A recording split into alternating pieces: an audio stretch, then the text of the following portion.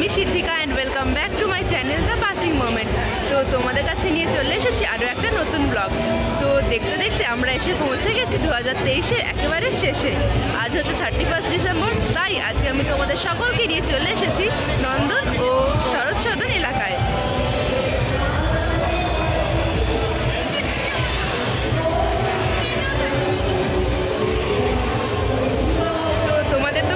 আজ যেহেতু 31 ডিসেম্বর, সব দিকেই বিভিন্ন রকম পার্টি হুল্লোড় হবে। তো কালকের মধ্যে আমরা পা দিতে চলেছি 2024-এ।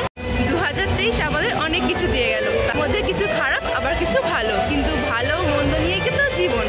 তো যাই হোক, সারা বছরটা যেমন গেছে যাক, অন্তত আজকের দিনটাকে তো ভালোভাবে কাটানো যাক। তো চলো আজকের মতন এই ব্লগটাকে স্টার্ট করছি। আশা করছি তোমাদের ভালো লাগবে।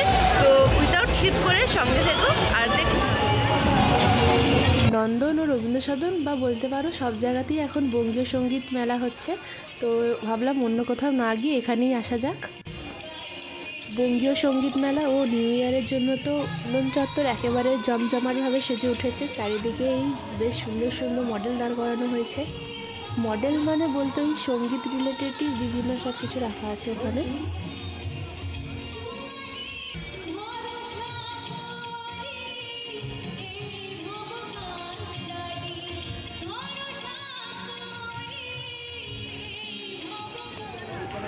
দেখতে পাচ্ছ কি সাংঘাতিক পরিমাণে মানুষের ভিড় হয়েছে এই 31-এর জন্য।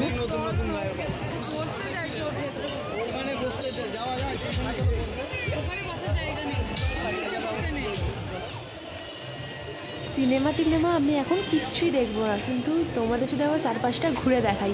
এত অপূর্ব সাজিয়েছে না, কি বলার মতন নয়।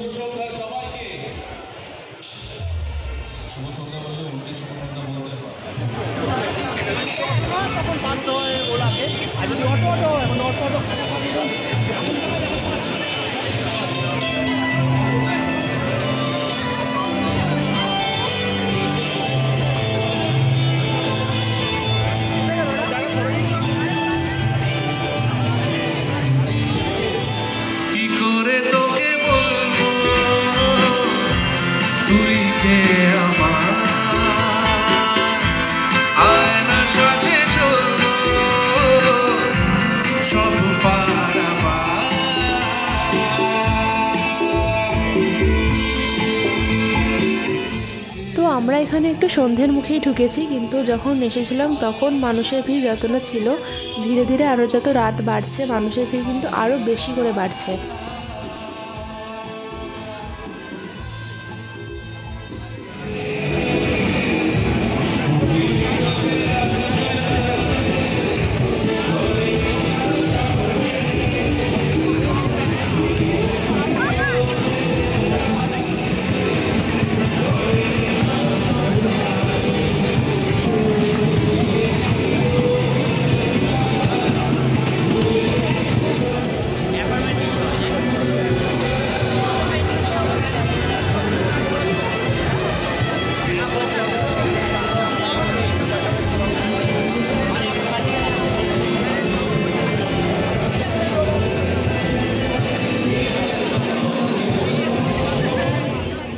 নন্দনের এদিকটা আরও বেশি বড় বড় স্ট্রাকচার দিয়ে আরও সুন্দরভাবে সাজিয়েছে। এখানে একতারা, তারপর বীণা বা সেতার সবটাই এখানে আছে, আর খুব ডিটেলসে সাজানো হয়েছে এখানটা।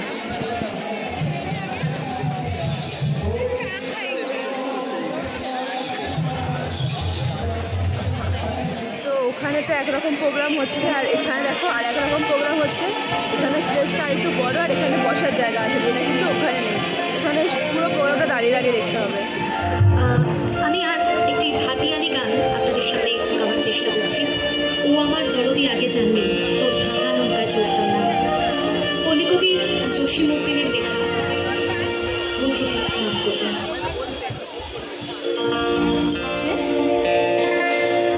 আগে জানলে তোর ভাঙা নৌকায় চলতাম না।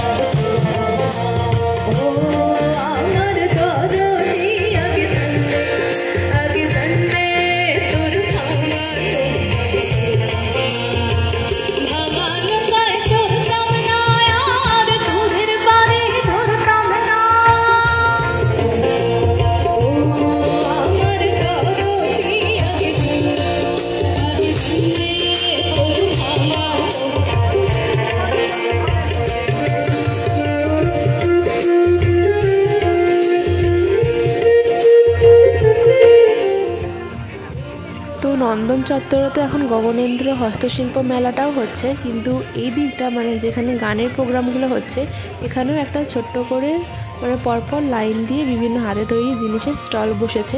ওখান থেকে তোমরা চাইলে নিজের পছন্দ মতন হার, কানের, ব্যাগ অবশ্যই কিনতে পারো।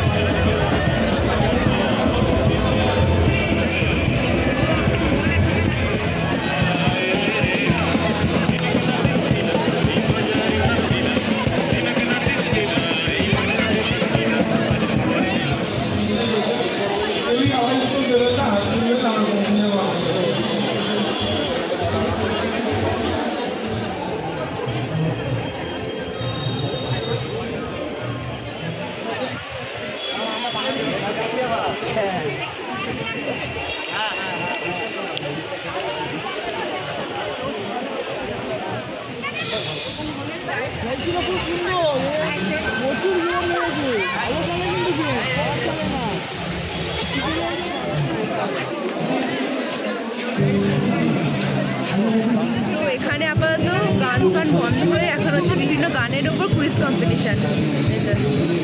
অনিয়ন দত্ত কারণ ওনার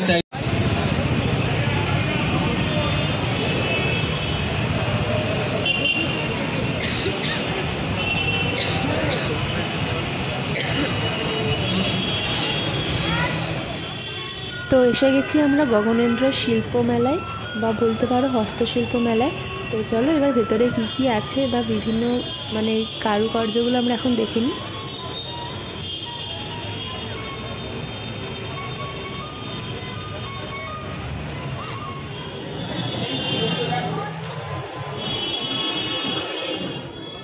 এই গগনেন্দ্র শিল্প প্রদর্শনশালায় হচ্ছে বিভিন্ন কিছু হাতে তৈরি জিনিস তোমরা পেয়ে যাবে।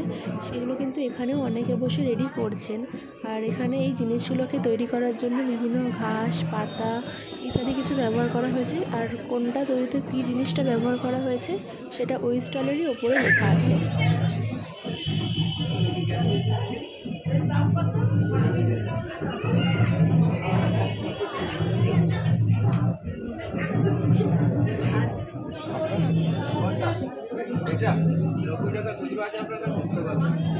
কি করে 90 টাকা খুচরো দেবো?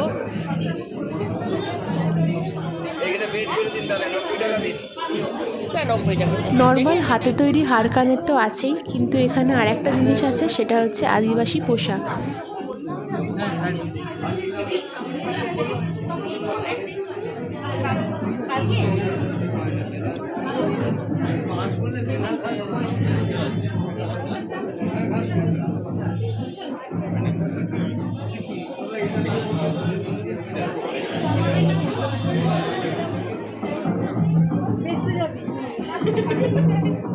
এই লাইটের এইগুলো কত করে গো?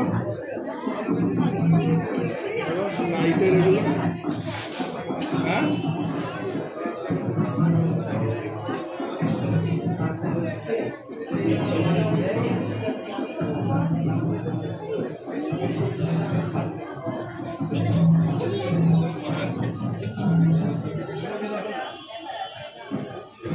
তো এখন আমরা এসেছিলাম হস্তশিল্প মেলায়। বেশ বাঁশের তৈরি বিভিন্ন জিনিসপত্র এখানে ছিল, বেশ অনেক শৌখিন শৌখিন কাজ ছিল এখানে। তো ওটাই এখন ঘুরে বেরোচ্ছি বাইরে।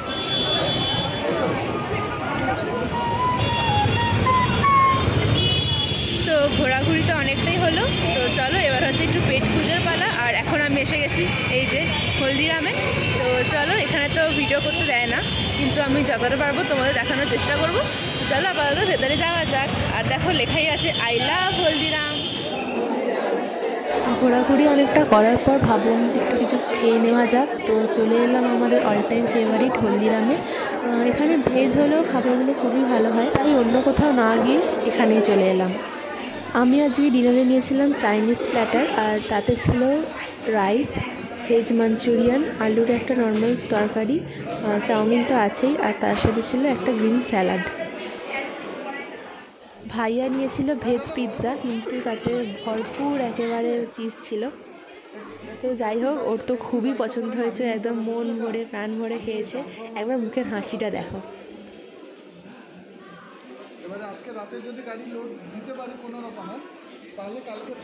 আর মা নিয়েছিল গ্রেট ইন্ডিয়ান থালি, তাতে এত কিছু ছিল। ভাইয়ার তো বোধহয় পিৎজার বাইটটা নিয়ে একেবারে মন ভরে গেছে, কারণ ওর এরকম চিজগুলো যখন হয় ওর খুবই ভালো লাগে। তো আজকের মতন খাওয়া এখানেই শেষ, কিন্তু 31 মানে 12টা বাজতে এখন অনেকটাই দেরি, কিন্তু আমাকে তো আবার বাড়ি যেতে হবে, মানে হাওড়ায়, তো আগেই বেরিয়ে যাব। তো চলো এবার ওঠা যাক। আজকে আমরা যে থালিটা নিয়েছিলাম ওতে একটাতে লেখা ছিল গ্রিন স্যালাড, কিন্তু গ্রিন স্যালাডের বদলে শুধু লেবু লঙ্কা পেঁয়াজ দিয়ে ছেড়ে দিয়েছে, আর কিছু দেয়নি। তো এর একটা কমপ্লেন বলে নিতে পারো তোমরা। তো এখন আপাতত বেরোচ্ছি, এবার এখান থেকে গাড়ি করে গাড়ি নেব, গাড়ি থেকে নিয়ে এবার যাবো সোজা হাওড়ায়, তারপর সোজা বাড়ি। চলো তবে আজকের এই 31st ব্লগটাকে আমি এখানেই শেষ করছি। আশা করছি তোমরাও আমার সাথে ঘুরে খুবই ভালো মজা পেয়েছো। তোমাদের সকলকে জানাই a very very happy new year. সবাই এই বছরটাকে খুব ভালোভাবে কাটিও। আমার গুরুজনদের জানাই অনেক অনেক প্রণাম, আর ছোটদের জানাই অনেক অনেক ভালোবাসা। আজ তবে এখানেই শেষ, দেখা হচ্ছে নতুন বছরের নতুন ব্লগ নিয়ে। ততক্ষণ টাটা।